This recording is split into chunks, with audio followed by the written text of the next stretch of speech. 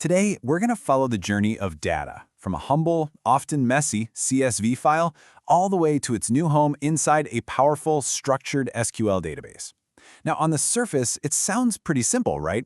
Just moving data from point A to point B, but as you'll see, this path is actually filled with hidden traps, major performance bottlenecks, and thankfully, some seriously clever solutions. And that really brings us to the central question. Why is this so much harder than it looks? I mean, why can't we just drag and drop the file and be done with it? Well, the answer lies in a fundamental conflict between where the data starts and where it needs to end up.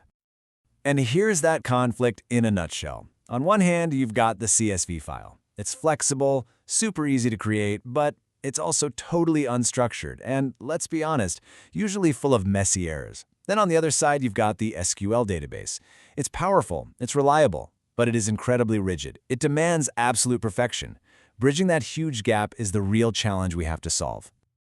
So first up, we've really got to dig in and understand this core conflict. Because once you grasp the tension between that messy CSV and the rigid database, you'll understand exactly why we need to build a smart pipeline in the first place. So how do we solve it? Well, we design a blueprint. Think of it like we're building a superhighway just for our data, one that's secure, totally stable, and gets our data exactly where it needs to go without any traffic jams. Every solid pipeline is built on these four core phases. First, you got to make a secure connection. Then you grab the raw data. After that comes the most critical step of all, transforming and cleaning it up. And only after that data is absolutely pristine can you finally insert it into the database. You nail this foundation and you are golden. And let's just focus on that first step for a second, security. This is a big one.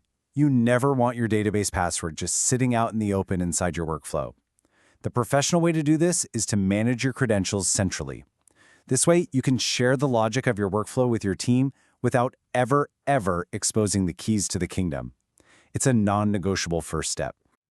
Okay, now we get to the real heart of the operation, turning that messy, raw data into something meaningful. This is the transformation phase.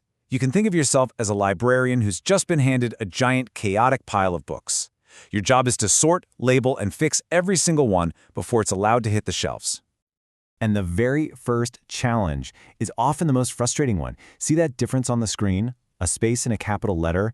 To you and me, concert name and concert_name are obviously the same thing. But to a rigid SQL database, nope, they are completely different, and it will reject your data without a second thought. Every single column header has to match perfectly. But believe me, it gets trickier. Let's talk about dates, especially dates coming from old systems like Excel. You see, Excel doesn't store a date like October 26, 2024 as text. It actually stores it as a number, what's called a date serial number. It's basically just the number of days that have passed since the year 1900. And a normal database has absolutely no idea what to do with that number. To fix this, you often need a little bit of code, kind of like a magic spell. This expression right here is the magic formula. It takes that weird Excel number, does a little math to get the dates lined up correctly, converts the days into milliseconds, and finally spits out a standard date that the database can actually understand. It's a true pro tip for dealing with messy, real-world data. Okay, so our data is finally clean. It's perfect. But how do we get it into the database without waiting around forever? This is where we talk about performance. We're about to reveal the secret that turns a painfully slow process into a lightning-fast one. Now, the default way, the way most people start out, is by inserting data one row at a time. So the program reads a row, sends it to the database, waits for a confirmation, reads the next row, sends it, you get the idea. This creates a colossal traffic jam on your network. It's a huge bottleneck. And just think about how inefficient that is. For a single CSV file with just a few thousand rows, you're making your system take thousands of separate, individual round trips to the database and back. It's no wonder these jobs can sometimes take minutes or even hours to run. Thankfully, there is a much faster way. It's called bulk insertion, and it is an absolute game changer because it completely rethinks how we send the data over. And this table right here, this is the aha moment. Instead of sending thousands of tiny little packages one by one, bulk insertion gathers up all your clean data, bundles it into one giant, highly optimized package, and sends it to the database in a single transaction. You're taking thousands of network trips and cutting them down to just one. The performance gain isn't just a little better. It is orders of magnitude faster. So our pipeline is fast now, super fast. But is it tough enough for the real world? In this last section, we're going to make our workflow resilient, turning a fast pipeline into one that is truly production-ready.